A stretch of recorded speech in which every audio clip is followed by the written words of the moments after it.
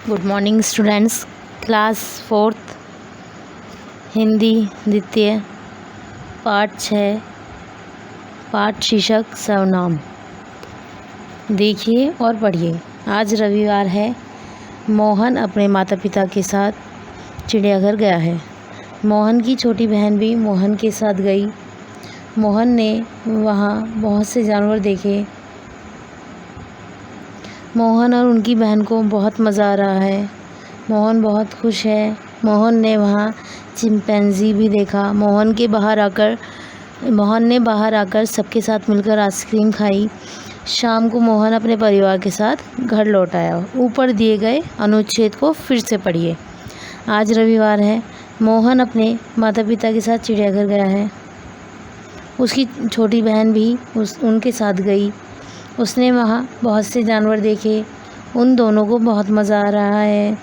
वह बहुत खुश है। उसने वहाँ चिंपैंजी भी देखा।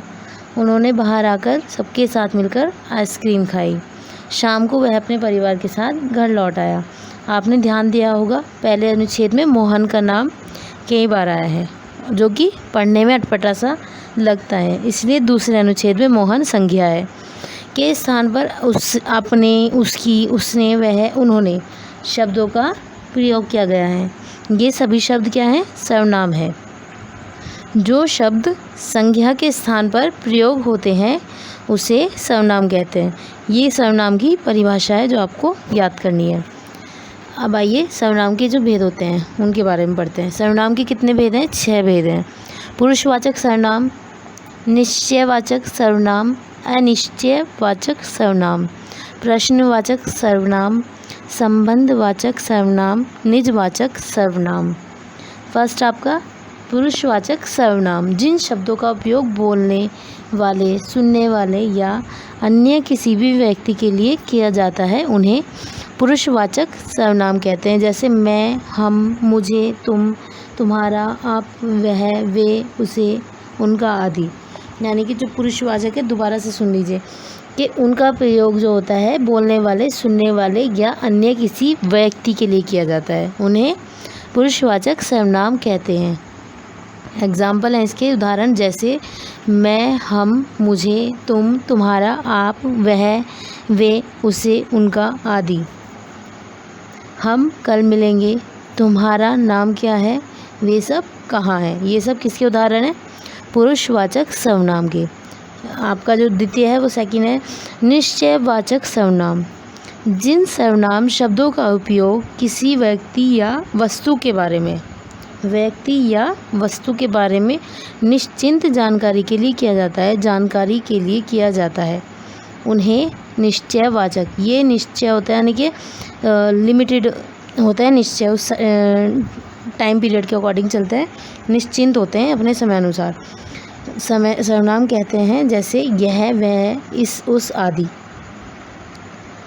इनका जो प्रयोग है वो निश्चय है, इसलिए इन्हें निश्चयवाचक सर्वनाम कहते हैं। यह मेरी गेंद है, हम उस पार्क में खेलेंगे। तृतीय आपका अनिश्चयवाचक सर्वनाम। मतलब ये निश्चित नहीं होते हैं, इसलिए इन्हें अनिश्चयवाचक सर्वनाम कि ये किस समय पर उपयोग होंगे। ऐसे सर्वनाम शब्द जिनसे किसी निश्चित व्यक्ति या वस्तु की जानकारी ना मिले, उन्हें अनिश्चयवाचक सर्वनाम कहते हैं। जैसे कोई, कुछ आदि। जैसे हम किसी चीज़ के लिए हमें जानकारी नहीं मिल पाती है, चाहे वो व्यक्ति हो या वस्तु हो, तो वो अनिश्चयवाचक सर्वनाम कहलाते हैं। जैसे कोई, कुछ आदि।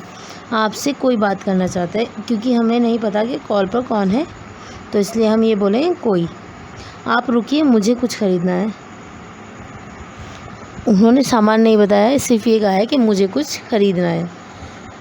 तो ये सब क्या है? अनिश्चयवाचक सर्वनाम। चतुर्थ है आपका प्रश्नवाचक सर्वनाम। ऐसे सर्वनाम प्रश्नवाचक, यानी कि वो खुद आपको बता रहे हैं कि वो प्रश्नवाचक यानी क्वेश्चन मार्क। ऐसे सर्वनाम शब्द जिनका प्रयोग प्रश्न पूछने के लिए किया जाता है उन्हें प्रश्नवाचक सर्वनाम कहते हैं। जिनका प्रयोग प्रश्न पूछने के लिए किया जाता है, जैसे क्या, कौन, किसने, कहाँ आदि। तो ये सब क्या है? प्रश्नवाचक सर्वनाम। तुम क्या कर रहे हो, कौन आया था, तुमने किसे मारा, ये सब हैं हमारे प्रश्नवाचक सर्वनाम।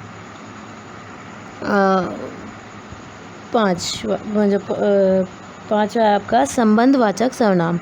ऐसे सर्वनाम शब्द जो वाक्य में आए शब्दों का एक दूसरे से संबंध बताते हैं। ऐसे सर्वनाम शब्द हैं जो एक दूसरे में संबंध होता है ना, संबंध कनेक्टेड हो जाते हैं, उन्हें संबंधवाचक सर्वनाम कहते हैं। जैसे जो, जिसे, जितना, उतना आदि। जितना गुड़ डालोगे उतना मीठा होगा, यानी कि मिक्स हो गए दो सेंटेंस। जो बोगे सो काटोगे, ये इसलिए हमारे क्या है, संबंधवाचक, क्योंकि ये दो शब्दों को, दो वाक्यों को आपस में जोड़ देता है। निजवाचक सर्वनाम। छठा आपका निजवाचक सर्वनाम। जिन सर्वनाम शब्दों का उपयोग व्यक्ति अपने लिए करता है उन्हें निजवाचक सर्वनाम कहते हैं, यानी कि अपने लिए जो उपयोग हो रहा है उसको निजवाचक कहेंगे। जैसे अपने आप, खुद, आदि, स्वयं। मैं खाना खुद पका लूँगी, जो खुद है वो है निजवाचक, यानी वो अपने आप को कह रही है। हमें अपना काम स्वयं करना चाहिए। स्वयं यानी कि खुद से।